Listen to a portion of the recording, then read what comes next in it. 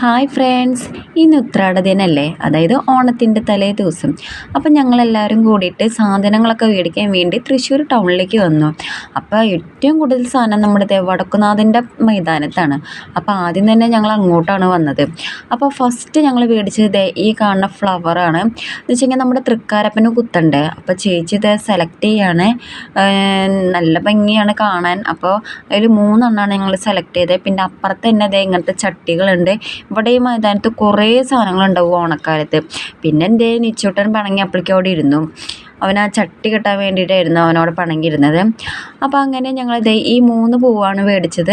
നല്ല ഭംഗിയുണ്ട് ഈ 3 പൂക്കൾ കാണാൻ.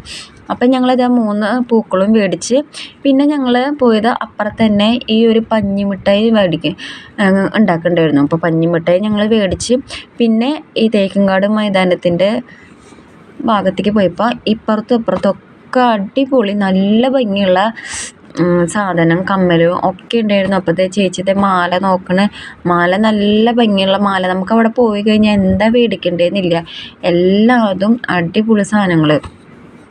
അപ്പം ഞങ്ങൾ ഇത് മേടിക്കണ കണ്ടിട്ട് എൻ്റെ അമ്മയും നിച്ചൂട്ടനും അവിടെ വെയിറ്റ് ചെയ്തിരിക്കുകയാണ്.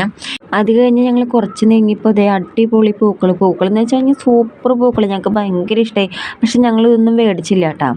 ഞങ്ങളിങ്ങനെ എല്ലാത്തിൻ്റെയും റേറ്റൊക്കെ ചോദിച്ച് ഇങ്ങനെ നടന്നു. പിന്നെ കൂടുതലായിട്ട് നമ്മൾ മേടിക്കുന്നതിനേക്കാളും കൂടുതൽ നമ്മൾ കാണാനാണല്ലോ ടൗണിലേക്ക് ഇറങ്ങുന്നത്. അത് കഴിഞ്ഞ് ഞങ്ങൾ തുമ്പപ്പൂവിൻ്റെ വില ചോദിച്ചു. പണ്ട് കാലത്ത് നമ്മുടെ തുമ്പപ്പൂവൊക്കെ പാടത്തൊക്കെ ഉണ്ടാവാറുണ്ടായിരുന്നു. ഇപ്പം അതിൻ്റെ റേറ്റൊക്കെ ഉണ്ടല്ലോ 50, 80 അത്ര റേറ്റ് ഇപ്പം കിട്ടാനേ ഇല്ല.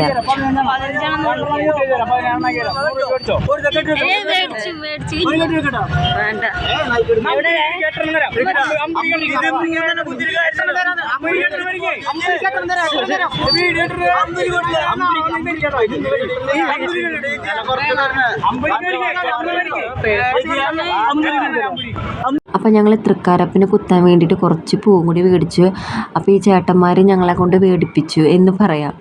അത് കഴിഞ്ഞിട്ട് ഞങ്ങൾ ഇതേനെ ഈ പൂക്കളുടെ അടുത്തേക്ക് പോയി. പിന്നെ ഇവിടെ പോയപ്പോൾ ഇങ്ങനെ താമരമുട്ടൊക്കെ ഉണ്ടായിരുന്നു കേട്ടോ. നല്ല ഭംഗിയുണ്ടായിരുന്നു താമരമുട്ട, എനിക്ക് നല്ല ഇഷ്ടമായി.